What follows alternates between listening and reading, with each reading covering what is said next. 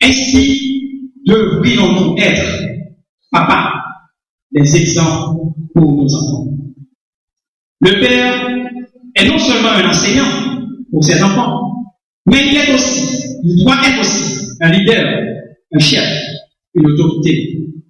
Et là, je comprends lorsque, assez souvent, on prend le père comme quelqu'un qui dirige qui, corrige qui, a de l'autorité, qui exerce son autorité.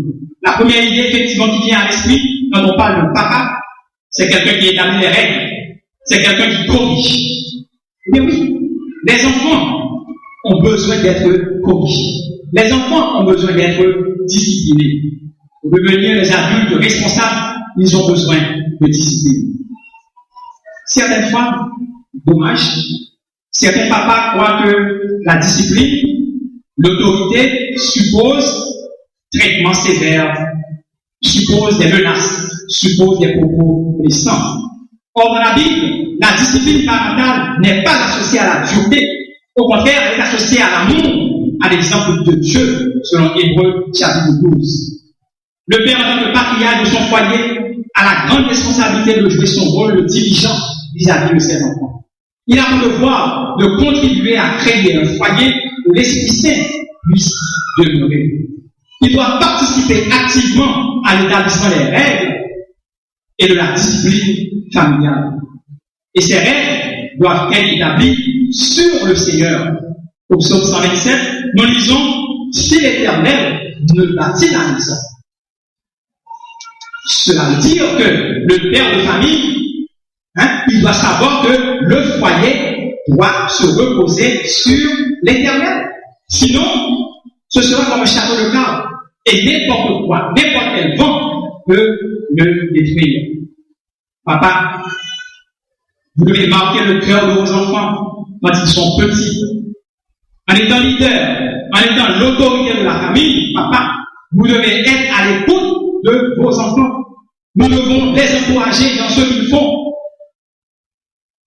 Avez-vous déjà vu un enseignant décourager son élève? Jamais. Le bon prof, même quand l'élève est un crétin, l'encourage et l'aide. Alors vous, père qui êtes ici ce matin, êtes-vous un père qui exhorte? Ou sommes-nous un père, des pères qui exhortent? Sommes-nous des pères qui encouragent? Très souvent, nous, papa, nous pensons en tant que leader, nous ne devons pas nous montrer affectueux envers nos enfants. C'est une très mauvaise pensée. Et à ce sujet, j'aimerais partager avec vous l'histoire d'un petit garçon. Ce petit garçon, il est resté au seuil de sa maison, la maison maternelle, très tard. Un enfant de 8 ans. Il attendait son papa qui rentrait de son travail. Et quand il l'a vu venir, il a accouru pour sauter sur les épaules de son papa. Il a laissé sur le père se déshabiller, prendre sa douche, prendre sa nourriture, et il a appelé son papa pour lui dire « Papa, combien gagnes-tu par jour ?» Le papa n'a pas voulu répondre. Il a insisté, disant « Papa, s'il te plaît, dis-moi combien tu gagnes par jour. »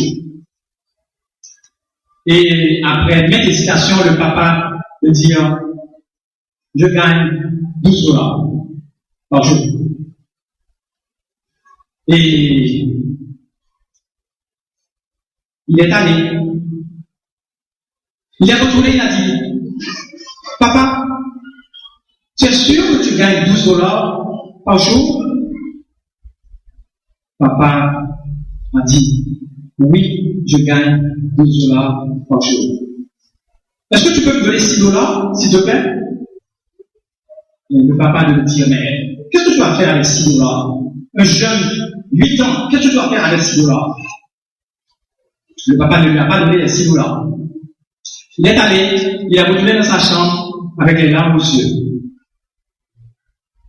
Quelques instants après, le papa s'est approché de lui dans sa chambre pour lui dire, mon fils, pardonne-moi, j'ai été dur envers toi. Je n'étais pas tendre envers toi. Voici les silos-là. Et le fils de lui dire, non papa, j'ai eu le temps de trouver les silos-là. J'en avais besoin parce que je voulais avoir $12 pour acheter ta journée. Et maintenant, c'est le papa qui est fondu. Quelle leçon pour ce père de famille. Nous autres papas, très souvent nous pensons que nous n'avons comme seule responsabilité que apporter de l'argent à la maison. Nous oublions que nos enfants, notre femme, ont besoin de notre temps, de notre écoute en tant que leader de la famille. Et là maintenant, je parle surtout aux pasteurs et à moi-même.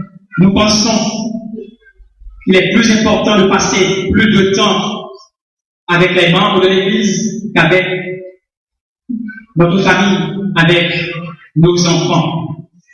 Et vous savez, je connais un pasteur de l'Amérique du Nord qui eut à dire du rôle de la chair. S'il devait vivre une nouvelle vie et qu'il devait corriger sa vie, cette nouvelle vie, il passerait plus de temps à prier et plus de temps auprès de ses enfants.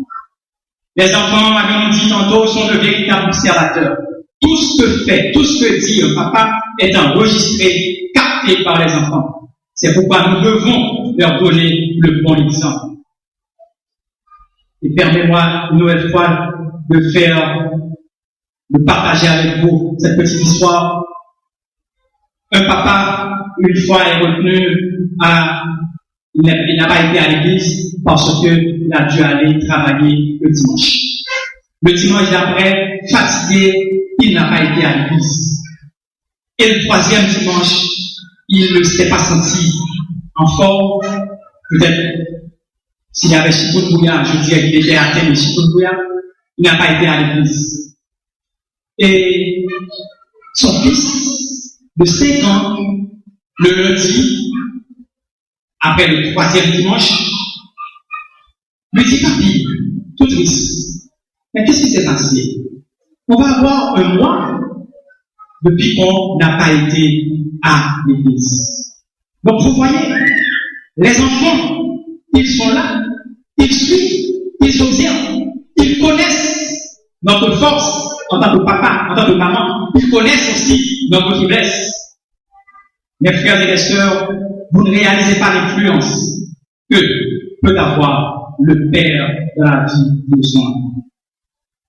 Le père, il est non seulement un enseignant, non seulement une autorité, mais le père, il est un protecteur. Dans l'Antiquité, grâce à sa force physique, le père protégeait ses enfants, protégeait sa famille contre les agressions extérieures. L'homme du 21e siècle sera de plus en plus appelé à assurer, en plus, une sécurité émotive, non seulement pour ses enfants, mais aussi pour sa femme. Et c'est d'ailleurs l'une des responsabilités, l'une des principales demandes de la femme moderne, la sécurité, la protection. Papa, les enfants ont besoin d'être protégés, protégés des mauvaises influences, protégés des mauvaises fréquentations, des fréquentations susceptibles de nuire à leur épanouissement. Vous ne pouvez pas être l'autorité de votre famille si vous ne protégez pas vos enfants. Tout comme le Père Céleste vous protège, vous avez pour devoir, vous avez pour responsabilité, père de famille, de protéger vos enfants. Et les enfants doivent sentir cette protection. Tout comme nous disons, Dieu est pour nous un refuge, nos enfants doivent pouvoir dire aussi, mon papa est mon refuge et mon appui, un secours qui ne manque jamais dans la détresse. Le père de famille, dans son rôle de protecteur, doit prendre soin de sa famille.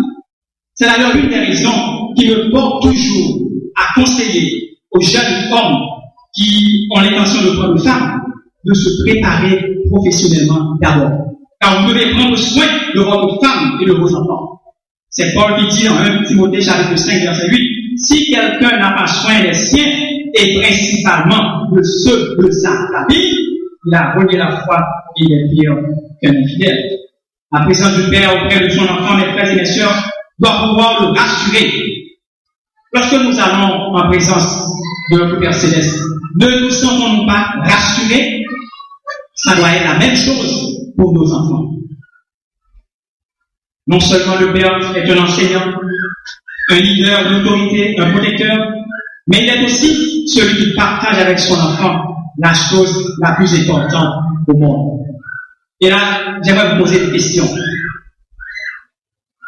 Qui peut me dire ici ce matin la chose la plus importante au monde? Qui peut me dire ça? Mais laissez-moi partager avec vous la chose la plus importante. La chose la plus importante au monde, c'est de se rappeler que la chose la plus importante doit demeurer la chose la plus importante. La chose la plus importante au monde, c'est de se rappeler que la chose la plus importante doit demeurer la chose la plus importante. Alors pour nous, papa, pour un père de famille, c'est quoi cette chose qui doit demeurer la chose la plus importante? Toujours. Vous savez, dans le monde occidental, moderne, on dit que la chose la plus importante, c'est le bonheur. Être heureux. Tout le monde cherche le bonheur. Tout le monde cherche à être heureux. Mais la Bible ne le dit pas. Beaucoup de parents le pensent aussi. Moi aussi. Parce que nous disons, pourvu que nos enfants soient heureux. Vous savez, cette philosophie est moderne. Car autrefois, ce n'est pas ici. Autrefois, il y avait des valeurs. Il y avait des valeurs de noblesse, des valeurs de sacrifice.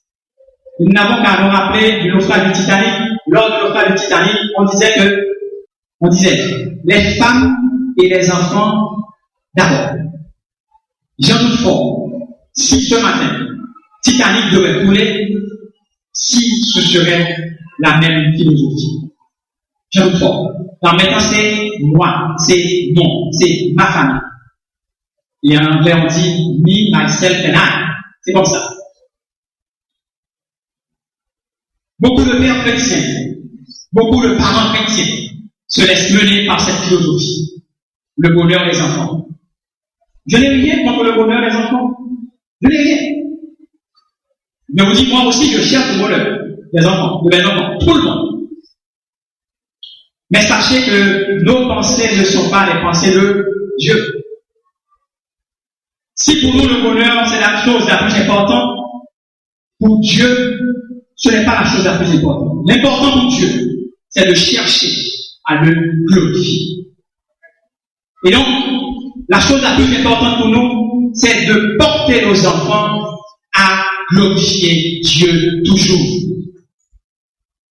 Les enfants peuvent être heureux. Les enfants seront heureux.